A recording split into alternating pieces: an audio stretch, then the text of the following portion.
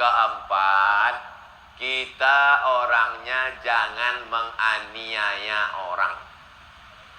Jangan aniaya orang. Pokoknya insya Allah hidup ini kalau tidak menganiaya orang.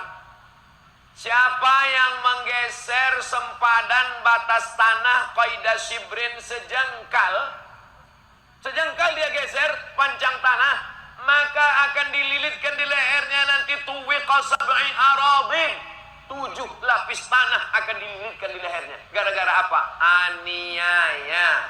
Alhamdulillah Pak Ustaz, ada kebun saya di sana, nggak pernah saya geser walaupun sejengkal. Terus 2 meter Pak Ustaz, tahankanlah. Sudah tak sabar tanah itu mau menjepit dia. Berapa banyak jenazah yang dikuburkan lututnya bengkok. Mungkin Bapak Ibu pernah ikut menyaksikan. Sampai tukang gali kena marah. Kenapa kamu nggak betul galinya? Sudah tahu panjangnya 175 cm. Kenapa digali 150? Apa kata tukang gali kubur? Ini Pak, tukang gali kubur biasanya ngukur tidak pakai sentimeter, tapi pakai bambu. Kenapa pakai bambu? Karena kalau pakai sentimeter nanti disalahkan sama keluarga yang meninggal. Tapi kalau pakai bambu nggak mungkin salah. Ini bambu yang saya pakai. Lalu kenapa kakinya bisa nggak lurus? Karena tanah sudah nggak sabar mau menjepit.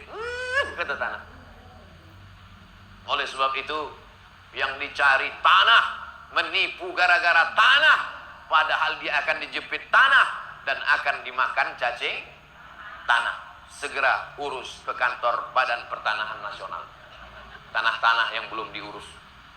Apa hubungannya Pak Ustadz? Karena sengketa tanah berawal dari surat menyurat yang tidak betul.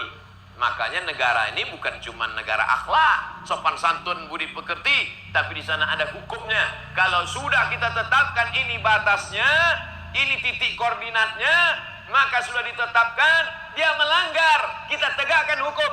Bukan kita tamak, bukan kita rakus. Aku mau meluruskan batas ini supaya engkau tidak mati dalam keadaan su'ul khatimah. Nih poin yang keempat, jangan sampai menganiaya orang.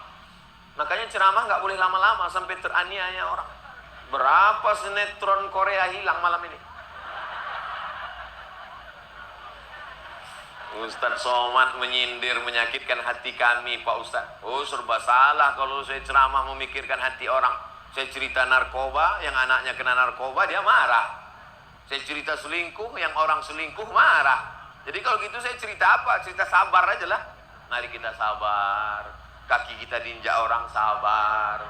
Suami kita diganggu pelakor, sabar kan ya. Oleh sebab itu maka saya tidak pernah berpikir orang tersinggung atau tidak, selama saya tidak ada niat menyindir. Yang penting saya sampaikan apa yang ada dalam Quran, saya sampaikan apa yang ada dalam hadis, saya sampaikan fatwa para ulama. Setelah itu kuserahkan kepada engkau ya Allah. Tapi menganiaya orang saya tidak mau. Sampai hari ini alhamdulillah, walaupun dulu mengajar di kampus mahasiswa 25 orang, di akhir semester saya tetap ngomong, adik-adik mahasiswa-mahasiswi sekalian, selama kita 16 tatap muka, potong pertemuan pertama, potong mid semester, dan hari ini UAS, ujian akhir semester, ada di antara kalian yang pernah tersinggung sakit hati dengan saya mohon maaf. Mau kan kalian memaafkan saya mahasiswa-mahasiswi? Mau Pak Ustadz, kata mereka senyum. Disangkanya nilai bisa A semua. Oleh sebab itu maka jangan aniaya orang.